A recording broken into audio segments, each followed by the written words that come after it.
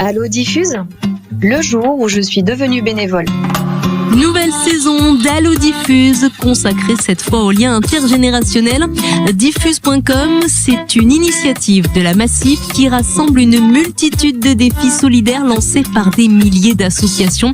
Diffuse a une grande mission, permettre aux associations de trouver leurs futurs bénévoles et aux bénévoles de trouver leur association. Cette collection de podcasts donne le micro aux personnes qui vont nous raconter leurs belles histoires. Et pour découvrir ces histoires, bienvenue dans cette deuxième saison du podcast Allo Diffuse, le jour où je suis devenue bénévole. De quoi vous donner envie de trouver une action solidaire près de chez vous. Et aujourd'hui, on part à la rencontre d'Olivier qui nous a laissé son message. Allo Diffuse, c'est Olivier. J'ai participé à plusieurs défis et j'aimerais bien vous en parler. Rappelez-moi. À tout de suite. Et on l'a rappelé. Allo Diffuse, le jour où je suis devenue bénévole. Bonjour Olivier, on est ravis de te retrouver pour ce tout nouvel épisode d'Allo Diffuse. Alors pour commencer, on aimerait en savoir un petit peu plus sur toi avant de rentrer dans le vif du sujet. Est-ce que tu peux te présenter s'il te plaît ? Je m'appelle Olivier, j'ai 48 ans, 2 enfants. Je suis originaire de la région annécienne et je me suis installé à Bordeaux il y a un peu plus d'une dizaine d'années maintenant. J'ai un parcours universitaire où j'ai fait une école d'ingénierie de l'espace rural, donc plus orienté sur la ruralité. Et ensuite, aménagement du territoire. Et ensuite, je suis parti dans des expériences plus commerciales, on va dire, où j'ai créé une entreprise de produits bio et vegan dans les années 2000.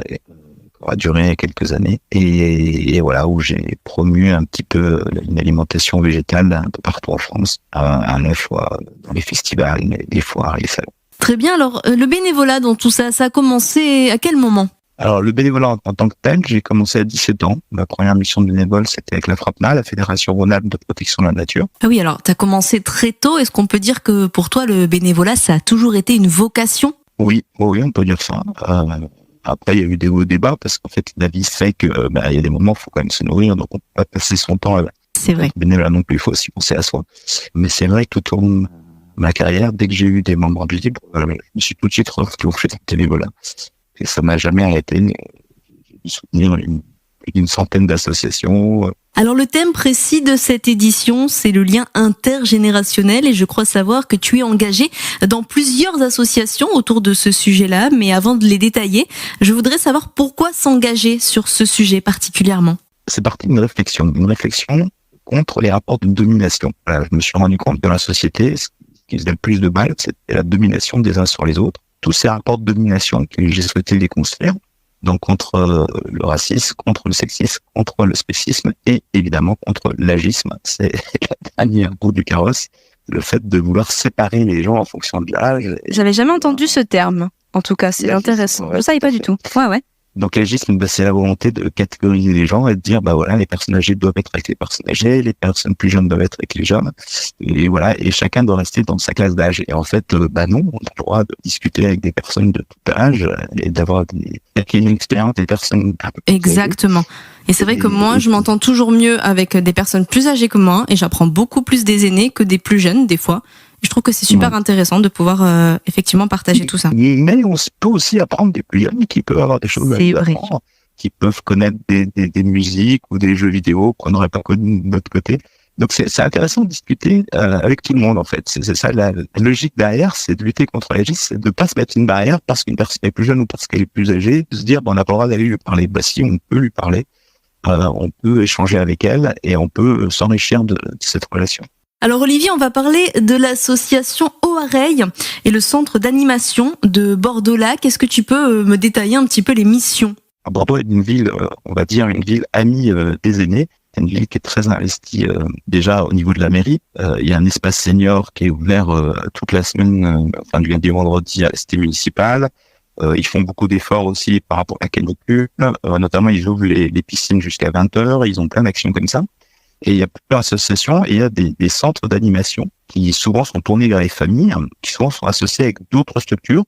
Donc celle à côté de chez moi j'habite dans un quartier qui s'appelle Ginko. Et à côté de chez moi, donc il y a 2 structures, une pour les plus jeunes avec une bibliothèque et une pour les seniors qui s'appelle Oareil. Voilà, donc c'est deux structures qui permettent de créer des activités pour tous les âges, dans le même lieu en fait quelque part, puisque c'est dans une centre d'animation tout cela se passe. Alors il y a d'autres associations autour du lien intergénérationnel comme Make Sense. Est-ce que tu peux me détailler un petit peu de quoi il s'agit ? C'est une association qui est présente un peu partout en France et dans le monde et qui agit pour donner du sens à nos existences. Et donc, ils ont créé notamment Jobs That Make Sense. Donc, ça veut dire donner un travail qui donne du sens à notre vie. Et puis, également, ils ont proposé, via des applications, alors moi, c'était sur Facebook, mais enfin, ce soit un peu partout, de rejoindre le mouvement en devenant mobilisateur, c'est-à-dire en mobilisant d'autres personnes pour leur donner envie d'agir également. Donc, moi, j'ai été mobilisateur à 3 reprises avec eux sur des thématiques très différentes. Mais il y avait effectivement la thématique de l'environnement, de la biodiversité, du changement climatique. Il y avait également la thématique de l'aide intergénérationnelle. Alors sur cette thématique, les actions qui ont été menées, ça a été principalement d'aller à la rencontre des personnes dans les EHPAD et à leur proposer des temps d'échange de façon à briser un peu la monotonie de la vie en EHPAD ou en maison de retraite. Donc là, il y a eu pas mal d'actions qui ont été menées dans toute la France par cette association, avec des mobilisateurs. Donc on était vraiment un très grand nombre en France. Donc il suffit d'aller sur Make Sense et il y avait eu différents programmes. Donc il y a eu le programme Réaction pour réagir pour le climat, Réaction dehors, ça c'est des actions qui sont passées à l'extérieur. Et puis là, il y a un nouveau programme qui permet aux gens de s'engager avec des personnes de tout âge. Et dans ces actions, on peut aller, par exemple, et je pense à des exemples d'actions, donc il y a eu effectivement le fait d'appeler également des personnes âgées, de recueillir leurs témoignages. Parfois, elles savent des choses qui sont très intéressantes. Et puis également, de leur écrire, tout simplement, parce que peut être dans une maison de retraite et puis pas recevoir souvent de courrier. Et donc, écrire une lettre gentille à une personne, on ne connaît pas a priori, mais on va pouvoir avoir un échange épistolaire, comme ça, sur la durée, de façon à briser toujours cette monotonie. Voilà. C'est super, c'est vraiment de belles actions. Est-ce qu'il y a un exemple d'une relation qui est restée entre une personne en EHPAD et un bénévole comme ça, où ils ont gardé contact pendant de nombreux mois? Ou une anecdote dans ce style? Oui. Plusieurs exemples. Alors, après, je connais pas les exemples de chacun, mais personnellement, oui, je me souviens avoir gardé contact avec une personne qui était en maison de retraite pendant de très nombreuses années, est allée à Corse. C'est une personne que je connaissais pas. J'avais d'autres amis qui étaient aussi très âgés, avec qui j'avais noué de très bonne relation. Et à tel point qu'on avait organisé une colocation ensemble, voilà, avec des personnes plus jeunes, puisqu'il y avait des étudiants. Il y avait moi qui était donc un âge intermédiaire. Et puis il y avait également ces personnes âgées qui sont malheureusement décédées aujourd'hui, mais avec qui on a pu faire une belle colocation. Et c'était intéressant parce que il y avait aussi l'aspect multiculturel, puisque c'était des personnes, donc la personne âgée en elle-même était d'origine juive, mais dans les jeunes, il y avait des musulmans, des catholiques. Ah oui, beau mélange. Hein. Moi-même, je suis athée, donc c'était... Ah voilà, il en manquait un, et oui. C'était très intéressant parce qu'il y avait vraiment tout un échange sur la religion. Et j'ai même eu un moment un pasteur protestant. Ah oui, donc la totale, quoi. Donc voilà, c'était vraiment très, très intéressant. Ça va être intéressant, ouais. Ça se fait beaucoup, de plus en plus maintenant, des colloques comme ça entre des personnes âgées qui se sentent un peu seules et puis des étudiants qui n'ont pas forcément les moyens de se payer un loyer. Exactement. Donc je trouve ça génial comme idée. Ça, on en entend parler de plus en plus. Très très bien. Et on termine avec l'association Qu'est-ce qu'on va manger? Alors le nom m'a un petit peu interpellée. Est-ce que tu peux nous en dire plus, Olivier? Alors ça, c'est une amie à moi qui a créé cette association et on s'est tout de suite associés. Et c'était vraiment très, très enrichissant puisque avec cette association, on s'est lancé dans un projet de recueil d'informations.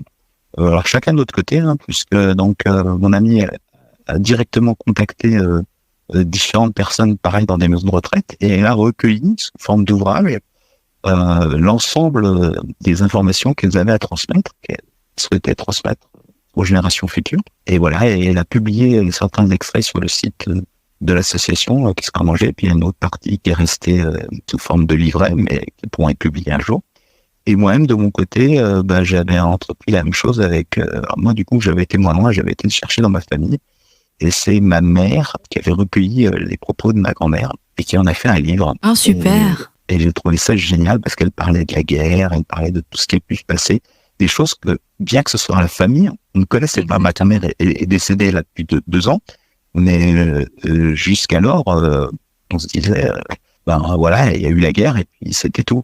Et en fait, par le fait de se poser, d'écrire, on a pu recueillir toutes ces informations qui étaient vraiment très, très, très enrichissantes, où on a appris des choses que j'ignorais jusqu'alors. Hein. Oui, parce qu'ils ont tellement d'anecdotes, ils ont vécu tellement de choses, et moi, c'est ce que je voulais faire, c'est exactement ça que je voulais faire avec mon grand-père. J'ai toujours dit, je vais le faire, et puis il est décédé cette année, et j'ai vachement de regrets parce que je l'ai pas fait finalement. Et c'est vrai que les grands-parents comme ça ont beaucoup de vie, en fait. Ils ont vécu tellement de choses que c'est vraiment important de savoir. Et ils nous le disent pas si on se pose pas pour recueillir l'information. Qu'est-ce qui te plaît particulièrement à toi dans le bénévolat? Alors dans le bénévolat, c'est la rencontre avec l'autre, parce que moi, c'est vrai que j'aime beaucoup les gens, c'est ce qui m'a tourné aussi au niveau professionnel des carrières plus dans le commercial ou dans le management. C'est la relation avec l'autre. C'est ça qui m'a toujours paru intéressant, c'est de découvrir les histoires des gens. Ça m'a toujours passionné, la vie des autres, en fait, quelque part. C'est de la curiosité, et c'est vraiment enrichissant au quotidien. Et on va terminer en parlant de Diffuse. Tout de même, comment tu as connu, toi, notre plateforme? C'est via Internet, hein. J'ai vu diffuser les informations, justement, en Diffuse. Et j'ai trouvé ça intéressant. Donc, j'ai jeté un petit coup d'œil. Et puis, quand j'ai vu qu'il y avait la proposition de participer, je me suis inscrit, tout simplement. Un grand merci à toi, Olivier, d'avoir pris le temps de nous répondre et partager avec nous ton expérience si riche autour du bénévolat. On rappelle que tu es aujourd'hui engagé dans différentes associations comme Make Sense, où des visites en EHPAD sont organisées pour créer des temps d'échange avec les aînés notamment, mais aussi de nombreuses autres actions autour du lien intergénérationnel. Et si le témoignage d'Olivier vous a donné envie et que vous aussi, vous voulez passer à l'action, rendez-vous sur diffuse.com. On se dit à très bientôt pour un nouvel épisode d'Allo Diffuse consacré au lien intergénérationnel. Allo Diffuse, le jour où je suis devenue bénévole.